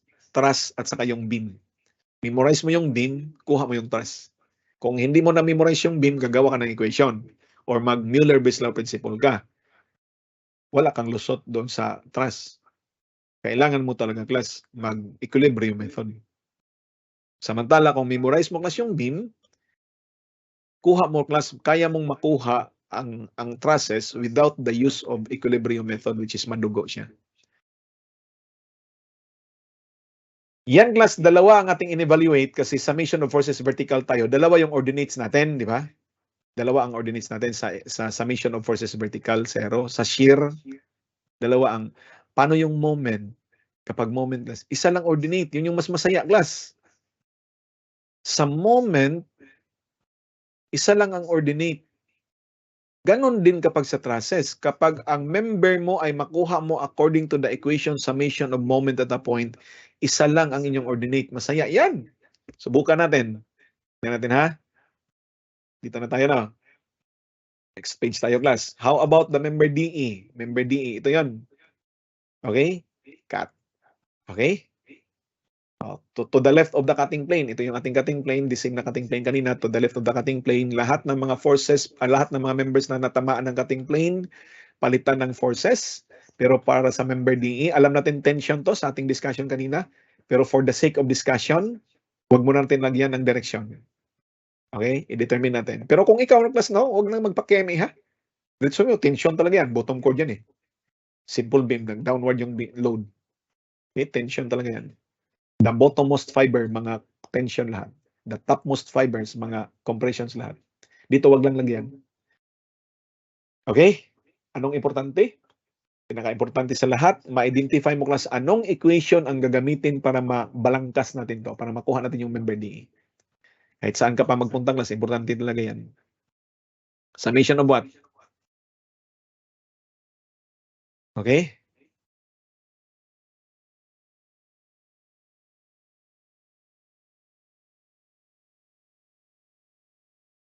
Summation of what? Summation of moment. Saan ka mag-moment? Para hindi to kasali dalawa. Sa point G. Class, diyan ka na point. Ang mga moment dito, class, magsi-zero. Walang moment arm. So ito yung class. Yan ang ating equation. Summation of moment, masaya yan. Kasi isang ordinate lang, evaluate natin. Connect to 0, both ends, tapos ang kaso. Tingnan mo, ha? So saan natin ilagay ang unit load? Mangyayari ito, class, no? Itong nasa ating beam, class. Mangyayari ito na AB over L kapag ang ating, tawag dito, ang ating unit load nandito mismo sa point C. Ibig sabihin sa tapat ng point na yan, saka pa lang siya mangyari. So ibig sabihin, class, no? Sana yung aking diagram. Okay? Mangyayari itong summation of moment at J is equal to 0. Okay? Yung ating ordinate, class, na AB over L kapag ang ating unit load, class, nandito sa point D mismo. Unit load at D, wala siyang moment effect doon sa moment center J. Hindi siya makakreate ng rotation dyan. Ang value ng member DE mismo, moment center at J tayo. Ang value mismo ng moment ng force, hindi lang to component, class, hindi tulad kanina component lang. Ito value mismo ng member. Kita niyo yung ating dinesignate kanina, class. Value mismo ng member. Ito mismo, class. Ang value mismo ng member, AB over L. Ito yung, class. Pero i-divide mo lang ng moment arm. Ha? I-divide lang natin ang moment arm. So meron tayong AB over LD. Ang tawag ko dito, class, ay aba over lang day. Bisaya, class. Aba over lang dong, pwede lalaki. Har. Ayos? Ang tanong, tension, compression. Alam natin, tension yan, class. Evaluate lang natin, ha? Now, sa summation of moment at J, ito silang tatlo, walang moment effect. So, ibig sabihin, class, no, ang ma-involve lang sa ating equation ay ito at saka ito. Si DE mismo. Ha? So, ibig sabihin, class, no, ito ay mag-rotate ng clockwise. So dapat ito ay mag-rotate ng counterclockwise para mag-equilibrium. So kung counterclockwise siya, class, ang ibig sabihin, dapat siya dito ay to the right. Para makarotate siya ng counterclockwise about dito. Kung to the right, going away from joint D. Tension. Ayos. What is our A? From the left support to the unit load, 9 meters. What is the B? From the unit load to the right support, 9 meters also. What is our L? 18. What is the moment arm? Moment arm ay galing dito, perpendicular to this line.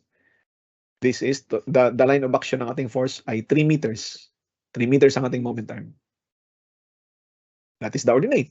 1.5. I-plot mo. Diyan mismo sa tapat ng unit load. Tapos magkabilang dulo, magkabilang support, parehong 0. Tapos na ang boxing. That is the influence diagram. Ganun kabilis, class. Paki-screenshot. Ayos. 1.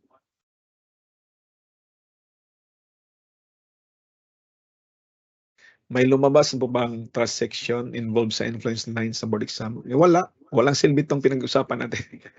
Meron, class. Meron talaga. Paborito to ni Dr. Bernardo.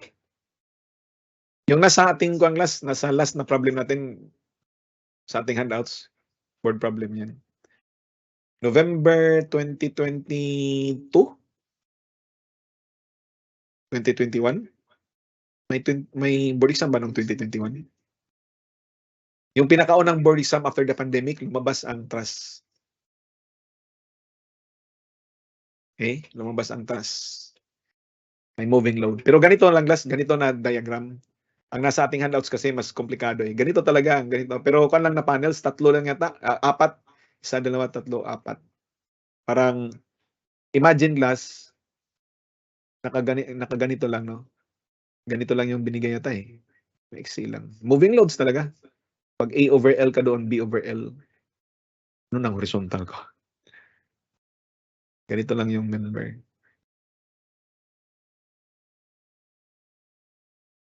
Yan lang. Simply supported.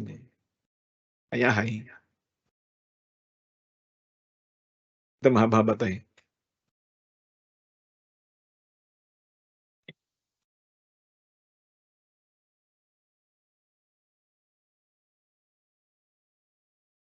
Sir, sorry, paano po ulit naging 1/3 yung RA? Nako. Kuhaan ka nito ni Sir Angel. Sumbong kita kay Sir Angel. Pag-solve ng reaction. Bakit to naging 1/3? Di ba ito, class, ito, kung nandito yung load, kung nandito yung beam natin, simply supported, ito yung load P, ito ay A, ito ay B, ito ay L. Okay? Ang reaction dito ay equal to B over L. Ang reaction dito ay equal to R1, R2. Ay equal to A over L. Yan yun ha. So, 6 all over 18. Yun yung 1/3. Okay? Sumbong kita kay Sir Angel. Hindi ka na nag-isip. Alam mo yan. Naka-focus ka lang sa trust. Pareho lang yan. Simply supported yan eh.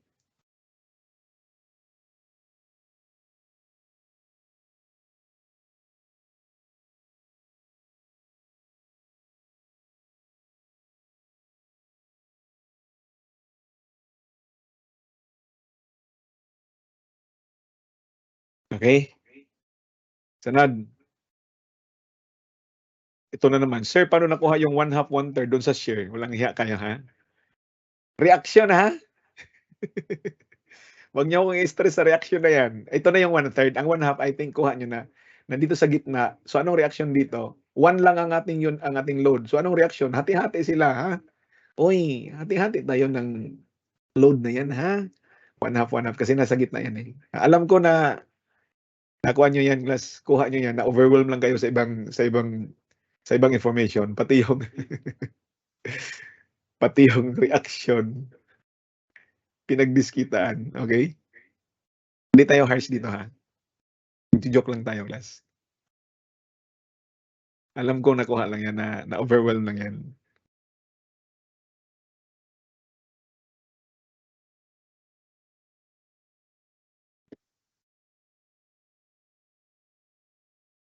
Ito. Saan na tayo? Dito tayo, no? Problem. Okay? Dito ako humanga kay Dr. Bernardo actually, class. Itong problem na to eh. Humanga talaga ako sa kanya. Grabe. Napaisip ako doon eh. Iba talaga siya ng examiner. Siya yung examiner na nag-iisip. Hanapin mo to na uri ng tanong sa lahat ng mga class, mga textbooks, hindi mo mahanap eh. Ayos talaga Dr. Bernardo. Nagtatrabaho talaga siya, class. Doon ko siya na, ako humahanga ako ng mga examiner class. Pero iba talaga ang, hindi ko minamaliit ha, baka parents yung class yung mga previous na examiner sa Dr. Lazaro.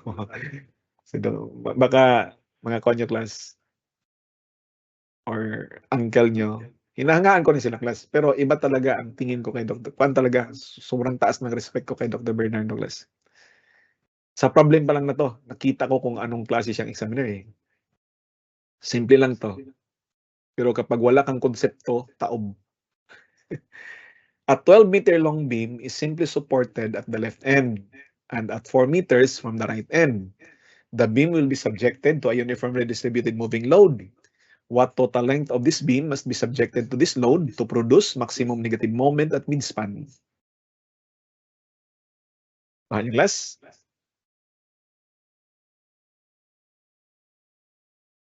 May napansin kayo sa problem? Yung uniformly distributed moving load, anong napansin nyo sa kanya, class? Hindi given ang magnitude. Sinabi lang niya na may uniformly distributed moving load. Uniform na load, tapos nagmo-move. Yun lang sinabi niya, class. Anong napansin niyo sa tanong? Hindi stress, hindi magnitude ng force, hindi magnitude ng moment.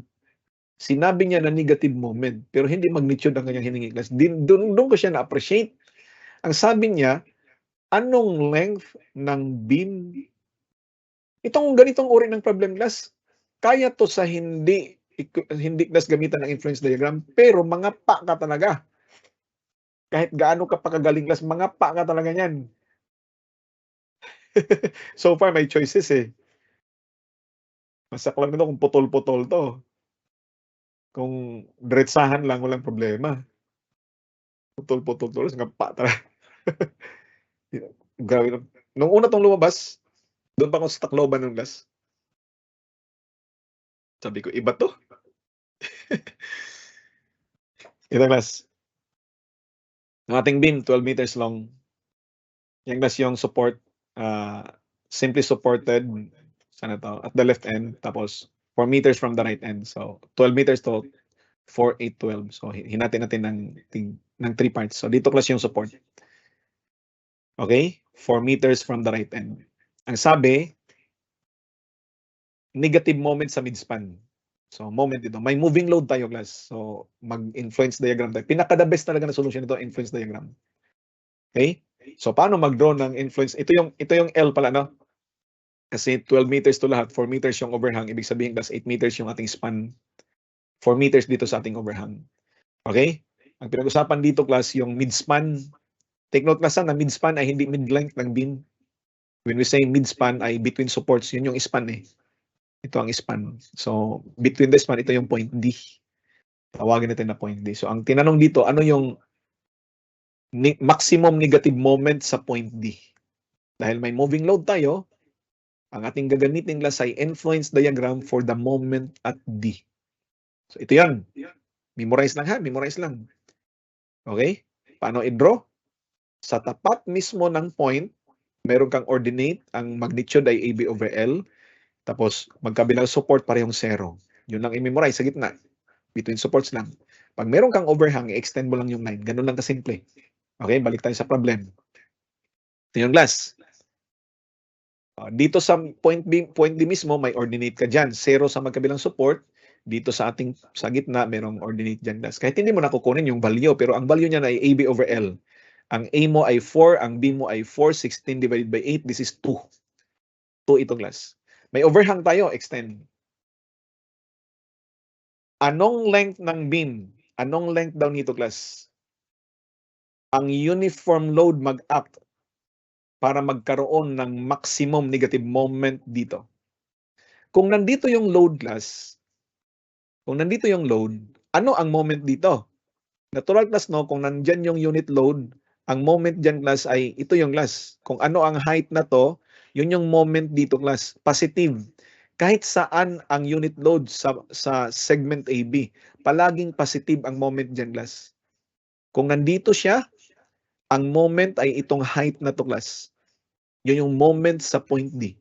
Kung nandito ang unit load, ang moment sa point D ay kukunin mo lang to, class, na height. Itong height na to. Yun yung moment dyan kung nandito yung load. Now ngayon, negative moment tayo. So dapat, class, no, yung ating unit load nandito sa overhang na yan. So kapag nandito sa overhang, class, ang moment dito ay ang height na to, negative. Negative to eh. Kung ano ang height na yan, yun yung magnitude dito, class. Moment dyan. I-bend downward yung beam kapag nandyan na. Kasi mangot, gaganyan yung beam. Diba? Now, gusto natin i-maximum ang moment dyan. Maximum negative moment. Uniform yung ating load. So, ibig sabihin, class, no, kung maximum, kung concentrated load lang, ilagay mo dito sa pinakadulo para maximum. Ganyan siya, class. Para ito, times nito, maximum talaga dyan. I-uniform load dyan, ang gagawin, punuin mo ng load. Punuin mo yan ng load, class. Ganito yung ating load. Ang tanong, ano yung length ng beam? Boom. That is the answer. Ganon lang. Ganon lang, class. Wala kang principle sa class, sa influence diagram. Masakit yan na problem. Grabe, maraming umiyak nito eh. Naalala ko talaga itong na problem. Isa to sa mainit na pinag-usapan paglabas sa board examination center. Grabe yan, buong Pilipinas yan, pinag-usapan. Unexpected yan na tanong ni Dr. Bernardo eh. Nung time na yun, nagbibigay na siya ng influence diagram. Pero nung tinanong niya to, pinag-usapan pa rin eh. Tinabaho talaga niya. Class, pinag-isipan talaga yan ni Dr. Bernardo na kung gamitan mo ng ibang method, makuha mo man, mangapa ka talaga. Pero pag gamitan mo ng influence diagram, enjoy. Tada. Essential. 1, 2, 3, 4, 5. Okay? Explore pa natin to, class, ha? Explore pa natin to. Meron pa tayong more than 10 minutes. Haba talaga to na set. Load position. Position natin, class. Kasi ang primary talaga na purpose, class, no, ng influence diagram, saan mo i-position yung loads. Makikita mo, class, kung saan banda ang load, anong load combination na mag-induce ng maximum na response doon sa ating function. Yun talaga ang primary niya na purpose, class.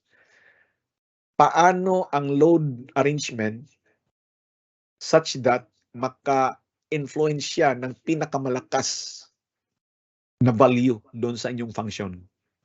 Maka-induce siya, class, ng pinakamalakas na, sabi natin, na moment, na force, na shear. Okay? Pinakamalaking deflection doon sa inyong section. Ganun talaga siya, class. Tingnan nyo, meron tayong mga given. Dead load, moving uniform load, moving concentrated load. Anong napansin nyo, class, sa dead load? Walang binanggit na length. Kapag walang binanggit na length, class, dead load, all throughout yan sa beam, from dulo to dulo meron yan. Maliban na lang kung sasabihin na dead load ganito kahaba nandyan sa location na yan. So, sundin mo yan. Pero kung wala, dulo to dulo yan, guys. Most of the time, self-weight. Pero ito, guys, 10 kN per meter, hindi lang yata yan self-weight. Basta dulo to dulo. Okay? Anong napansin nyo sa moving uniform load? Pareho sa dead load, wala ring length. Kapag walang length, class, ang ibig sabihin nito, variable ang length nito, class. Gaano siya ka-variable? Pwede nandito lang siya sa overhang. Pwede nandito lang siya, class, sa segment CB. Pwede rin siya, class, nandito lang sa, pwede siya, pareho nito, puno din, pwede, kasi variable siya. Pwede rin siya putol-putol. Ganon siya ka-variable, class. Pwede siya nandito sa segment na to, wala dito, pero nandito din siya sa segment na to. Ganon siya ka-variable, ha? Kapag walang length ang given na uniform load. Okay? Tanong, ano yung position ng mga moving loads para maka-induce ng pinakamalakas na positive shear at C? So, anong gagawin? Kapag tanungin ka ng positive shear at C, i-draw mo class ang influence diagram for the shear at C. At ito yung nakuha natin kanina doon sa bungad ng ating discussion. Okay, pinakamalakas na shear at C. Ito yon. Positive. So dito tayo ka sa mga positive na areas. Ito yung concern natin. Now, ang concentrated load, ilagay natin dito sa, mamili tayo sa dalawang ordinates kasi alam natin ang concentrated i-multiply sa ordinate. So mamili tayo sa dalawa. Of course, dito natin ilagay sa pinakamataas na pinakamalayo from the origin or from the x-axis. So dito tayo sa 0.6. Pinakamalaki ang absolute value. Doon mo siya itapat ang concentrated load. Pero itong uniform load class, take note na ang uniform load i-multiply sa area. So ilagay mo siya class doon sa positive na mga areas. Para ma-maximum, lahat ng positive na areas, lagyan mo ng uniform load. At huwag mong haluan ng negative. Kasi kapag haluan mo ng negative, mabawasan yon, masubtract yun eh. Ibig sabihin, ganito yung position ng mga moving loads natin, itong dalawa na moving loads, para mag-create or mag-induce ng pinakamalakas na positive shear sa C. Nakita niyo yan? Tinapatan natin dito ng uniform load at saka dito ng uniform load. Nandito class yung 75 kN. Ganyan class. O ano ang maximum shear sa C na positive? Kailangan natin ang area. Area nito, 1/2 base times the altitude. Ito area nito class. Ano sabi ito? Itong area nito, 1/2 6 times 0.6. Kasi ang uniform load at saka dead load kailangan ng area. Ito class, negative 0.8, 1/2 4 times 0.4. Ito, 1/2 1 times 0.1. Okay? Maximum shear at C. Anong magnitude? O, ang dead load, multiply mo sa lahat ng areas. Wala kang magawa niyan eh. Nandyan yan eh, lahat. So, 0.2, ang sunod, minus 0.8 plus 1.8 minus 0.05. How about the uniform moving load, 35? So, dito lang sa positive na areas, nandyan lang siya eh. So, plus times 0.2 plus 1.8. How about the 75? I-multiply mo class sa 75. And that is the answer. Ano, sa 0.6. Ang 75, i-multiply mo sa 0.6. That is the VC max. Screenshot. 1, 2, 3, 4, 5. Okay? Next. Ito class. Maximum positive moment at C. I encourage you class na kunin nyo rin ang maximum negative shear. Negative shear at C. Okay? Paano mo i-position? Kayo na lang bahala niyan ha. How about the maximum positive moment at C? So, ang una mong gawin ay i-draw mo, kasi may mga moving loads tayo, i-draw mo class ang influence diagram for the shear at C. So, ibig sabihin class, ito yan. Ito yung ginawa natin kanina class doon sa bungad ng ating discussion. Okay? The influence diagram for the moment at C. Nakuha na natin yung kanina class. Ha? So, ang ating mga moving loads, itapat mo sa positive na area, itong blue. Isa lang yung positive na area. Ang ating 75, itapat mo sa isa lang ordinate dito na positive. Ganito class. Kapag ganyan yung placement ng ating mga loads, mga moving loads, pinakamalaki ang mag-occur na positive moment dito sa point C. Ano ang magnitude ng moment na yan? We need the areas. Anong area nito? 1/2 base times the altitude. 1/2 10 times 2.4. 1/2 1 times negative 0.4. Okay?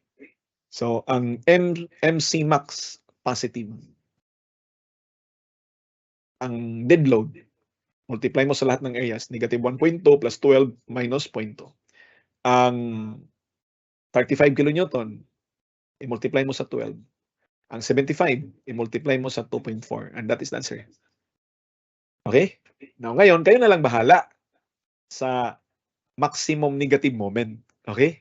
I encourage you, class, na ikaw na gawin mo yan. Screenshot ulit. 1, 2, 3, 4, 5.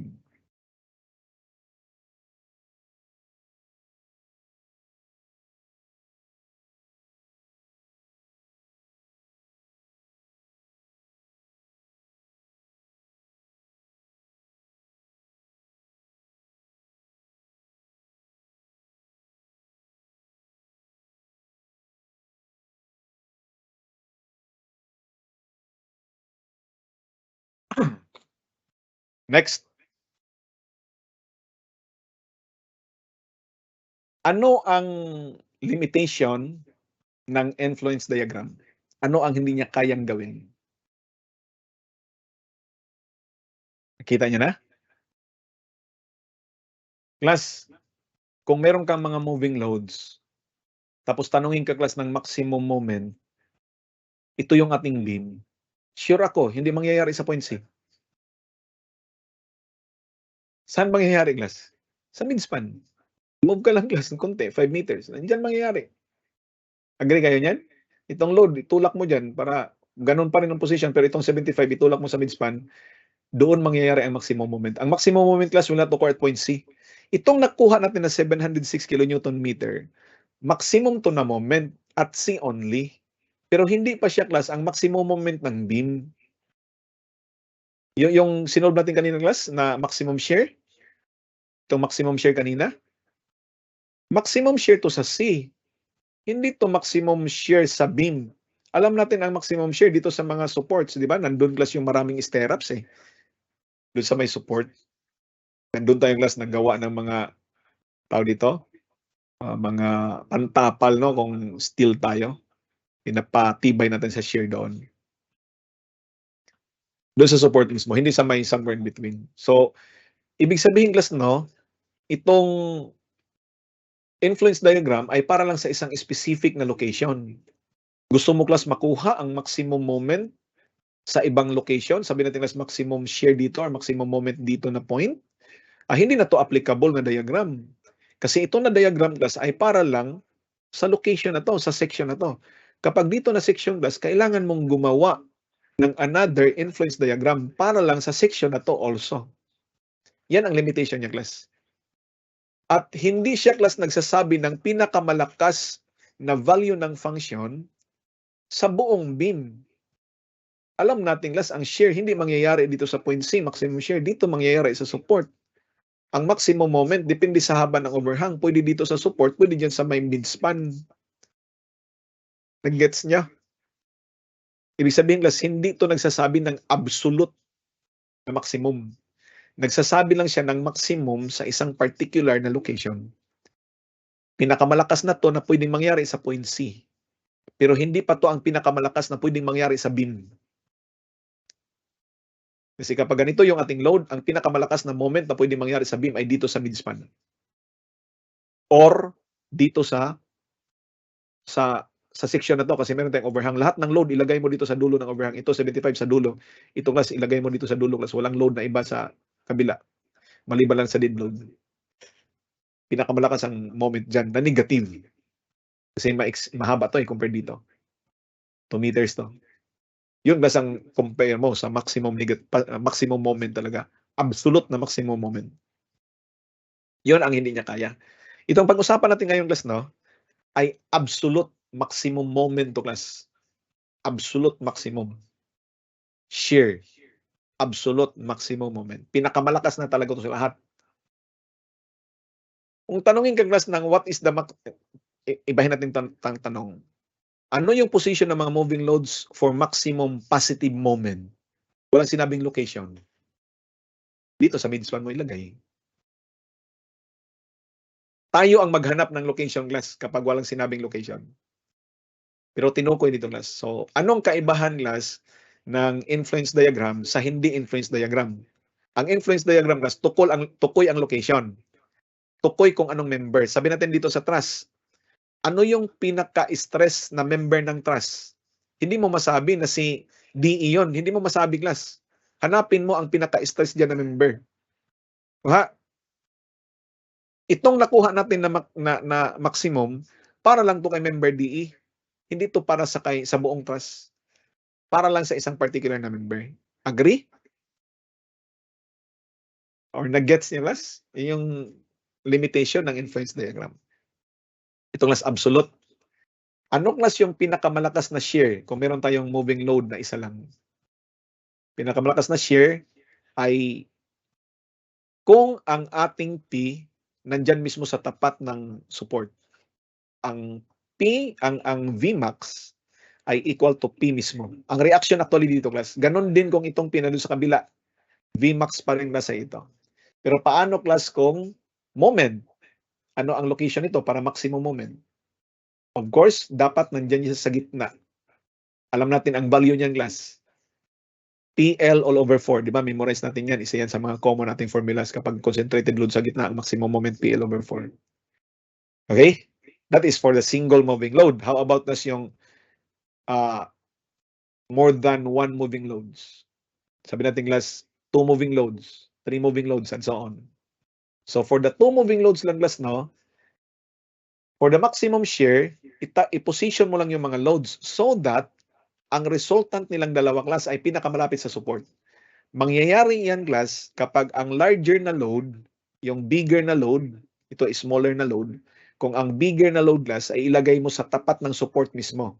Kasi ang ating resultant class ay hahatakin papalapit sa bigger na load, yung location niya. Ibig sabihin class, no, ang resultant nito ay pinakamalapit sa support. Yan class yung position for maximum shear. Ha? Ano ang maximum shear? Ang reaction mismo. Kung ano ang value ng reaction na yan, class, that is the Vmax. Equilibrium method, ganun, kuha mo yan. Basta ang importante, alam mo yung location. So, paano naman class yung maximum moment? Okay, maximum moment. Meron actual tayong formula, class. Okay, maximum moment, ito yung formula. Ginagamit to sa ibang mga subjects. Kung memorize mo to, huwag mo nang kalimutan, class. Hindi ko lang to paborito. At ginaya ko lang to sa set ni Sir Cairo. Okay? Nandun sa set ni Sir Cairo. Sa refresher yata yun or sa review. Basta nandun to sa kanyang set class. Okay? Ngayon, ang disadvantage nitong gumagamit ng formula class, no, ay alam mo lang yung magnitude pero hindi mo alam ang location. Pero kung i-principle natin class, pati location kuha natin, pati ang magnitude. Okay?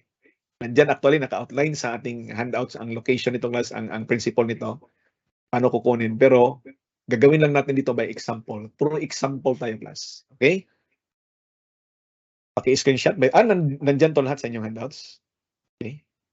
Yun to lahat class. Ito. A truck with axle loads of 40 kN and 60 kN on a wheelbase of 5 meters rolls across a 10-meter span. The maximum moment in the beam is what? Ano raw ang maximum moment? So, i-position natin class anywhere on the span. So, ang ating mga loads. So, ito class na ang unang kukunin natin class, no, ay yung resultant. So, ang resultant nito ay, okay? Yan yun yung 5 meters natin. Ito yun yung ating resultant. So, of course, class, that is equal to 100, no? So, ano ang location nito? Importante yan sa atin. So, ang location yan, class, ay ilan? Okay? Isulat natin, class. Mag-moment tayo dito. Moment tayo sa point na to, class. Yung resultant moment, hindi reactant moment. Resultant moment to. So, meron tayong moment dito ay 5 or x bar times r, di ba? Is equal to, may kong kulay glass. May pink ako dito ito. X bar times r is equal to 40 times 5. Nag-moment tayo dito, ha? 40 times 5. Therefore, class, 200 ito divided by r 100. So, r is, x bar ay 2 meters. 2 meters yan, class. Lipat natin, 2 meters na. Ito yung principle. Kailan mangyayari ang maximum moment? Maximum moment kasi dito hiningi. Makinig, ha? The maximum moment will occur under the largest load. Ibig sabihin, class, dito sa ilalim, dito mangyayari, class, ang maximum moment. Mmax will occur here. Okay? Mmax here. Diyan, class, mangyari ang maximum moment. Pero, class, hindi yan mangyari kung saan-saan lang sila banda. Kailan yan mangyari? Yung pangalawang tanong. Mag-occur ang maximum moment under the largest load when, makinig, ha? The center span of the beam is midway between the largest load and the resultant. Kuha nyo? Uulitin ko, class. Ang maximum moment mag-occur under the largest load, pero hindi kung saan-saan yung largest load. Mangyayari yung, class, when the center span of the beam is midway between the largest load and the resultant. Nasa gitna talaga to class. Nilang dalawa. Mangyayari ang maximum moment. So, paano natin masolve ang maximum moment? Kukunin natin class yung R1. So, what is R1? Summation of moment at R2. Para mas mabilis class, no? Ang ating R1 class, masolve, R ang ating gamitin. Huwag na natin itong isa-isahin. So, 10 R1 is equal to, ang length distance nito ay 4 meters. 4 meters yung class, no? 4 meters times R. So, may value tayo ng R100. 400 divided by 10. Ang R1 ay 40 kilonewton. Okay? With 40 kilonewton known class, mag-moment ka dito to the left of this section. R1 times 4 meters also. So, that is the M-max. 4 R1 and that is the answer. 160 kilonewton meter. Yun yung principle class. Okay? The maximum moment will occur when under the largest load. Kailan mangyari? When the center span of the beam is midway between the largest load and the resultant. Ayos, Les. At dito nagtatapos ang ating talakayan sa kaharharan. Salamat sa pag-endure.